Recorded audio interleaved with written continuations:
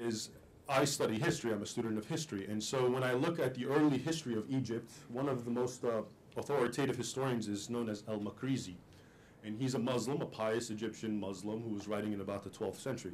And I was reading him the other day, and I was just amazed at the identical parallels of what we're seeing today are recorded with him. Burned, attacked churches by Muslim mobs. The rulers just look the other way, and they just essentially blame it on the Christians for somehow provoking them. This is what happens today when you read a report about what happened to a church attack. So these paradigms, these patterns are just so identical with what's happening today to the Copts and what's happened to the Jews, who had the experience, of course, in North Africa and the Middle East. So I think it's important to start understanding that there is an ongoing, it's not some aberration, it's not because of the Jews, it's not because of the Christians, it's because they're non-Muslims. And that is just such a completely codified worldview in Islam that's not open to debate. I just quoted you that one verse. There are other verses. There's one verse in the Quran that says, do not befriend Jews and Christians, for they are each other's friends. And if you befriend them, then you are one of them, which of course means you're an enemy, an infidel. Now this is the Almighty Allah's word. So you can see to a pious Muslim how that will affect them. And to a non-pious Muslim who grows up in an atmosphere that has constantly had that mentality that's being fostered, you can see again where the animosity will come in. And so, and you know, to even give it more examples, it's not limited to Jews or Christians. It's Buddhists, it's Hindus, it's anyone, and it's Baha'is who even consider themselves a branch of Muslims. So I think it's important for all of us to be cognizant that it's not just an attack on Jews, it's not just an attack on Christians, it's an Islamic intolerance in general. And I think once we understand it in that framework, it's very helpful to see it, because when you just stress one group, people will make the argument, well, that's a complicated issue and it's a sectarian conflict between them, they'll tell you. But when you find that through time and space, different religions, same identical pattern occurring constantly, documented, well documented, 1400 years ago till today, you start to understand that there is a pattern and that this is something that needs to be understood and, of course, ultimately rectified. And just to give you a final example, the Saudi Grand Mufti, who is for Muslims, because he's the top religious authority of the nation, Saudi Arabia, that gave the world Islam. And he just recently decreed, very casually, that all the churches in the region must be destroyed, according to Islamic law. And again, and now we come to another problem that I kind of mentioned earlier, which is the media, the Western media. This is a story that I think if the Catholic Pope had come up and said all the mosques in Italy and Europe need to be destroyed, would be plastered all over the mainstream media nonstop, and that would be the only story. This story, I was actually the first one to bring it out. I translated it into English, and then the conservative news outlets picked it up, but it's just amazing to me how the sort of double standard that you have with the media.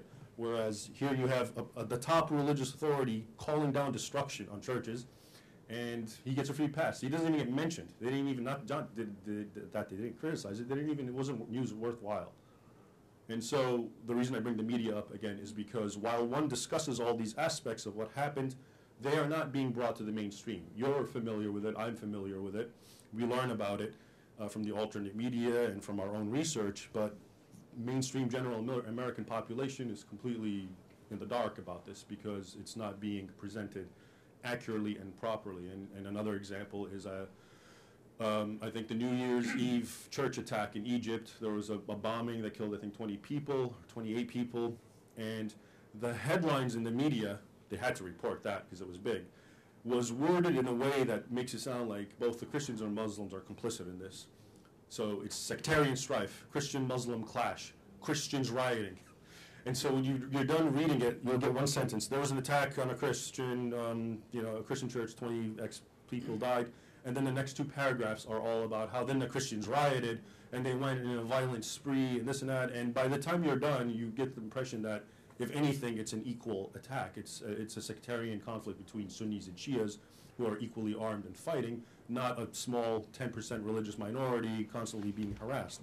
So that's the other point, which is the media. The way the media is not really helping get the word out. So that's really the situation.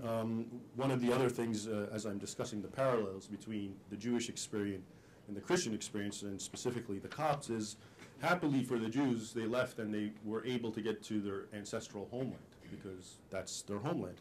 But for a lot of these people, they're the indigenous groups and they have nowhere to go. The Copts are the original inhabitants of Egypt. That's their home.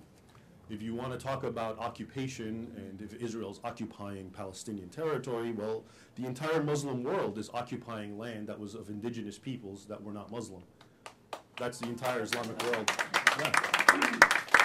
The media won't tell you that all the major Islamic countries, from Iran to Iraq, Syria, Egypt, Saudi Arabia, Libya, Tunisia, Algeria, Morocco, all of these lands were conquered by the sword. And their inhabitants were not Muslims, and a lot of them primarily were Christians, and a lot of Jews in certain areas in that region too. And these countries are now called Islamic countries, but people won't tell you that they were all annexed by force.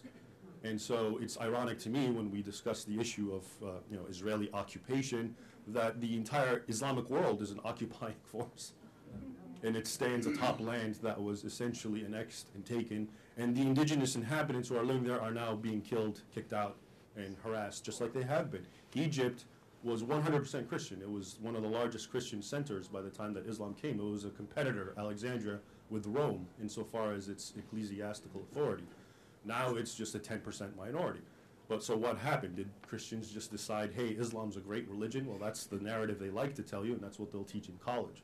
But that's not the truth. The truth is they found out that, well, if I want to actually have some dignity, I have to go on the winning team of Islam. And so over 14 centuries, the 100%, 90 have eventually become Muslims. And now you got the 10%. And that's the history of Islam. That's the historic, objective history of Islam all over the place. Other countries in the Middle East, Islamic countries, you don't see and you don't hear about Christian persecution. But you know why that is? Because they don't exist anymore. They've been driven out, like the Jews. Saudi Arabia, I've just given you an example. Here he is, he wants to destroy all the churches. And I was reading, someone was boasting, well, you don't see all these attacks on Christians in Saudi Arabia. That's because they don't have a church. They've nipped it in the bud. So there's no church to attack. And you see that in other countries, in Tunisia, puny Christian, Libya. So, but when you look at the Arab countries or Muslim countries that do have significant religious minorities, like Egypt, 10%, that's where you see all the chaos. But that also leads you to conclude that that is an Islamic thing. The peaceful regions, it's because there's no one to attack. But when you find the regions in Nigeria, you have half Christians and half Muslims. Total, constant, pure jihad. Every other day, at least 1 or 2 churches bombed and attacked. And so that's what you see, and that's the situation, that's the story. So I just was hoping I could, connect some dots and give you the big picture of how it all works, and it's not just some sort of unique, singular thing that happened to the Jews, and you can just, and people, as they do, sign it off as some historical incident that just happened. No, it's living history. We're seeing it happen again today, and it happened 1,400 centuries ago. And unfortunately, unless something happens, it will continue happening. Thank you.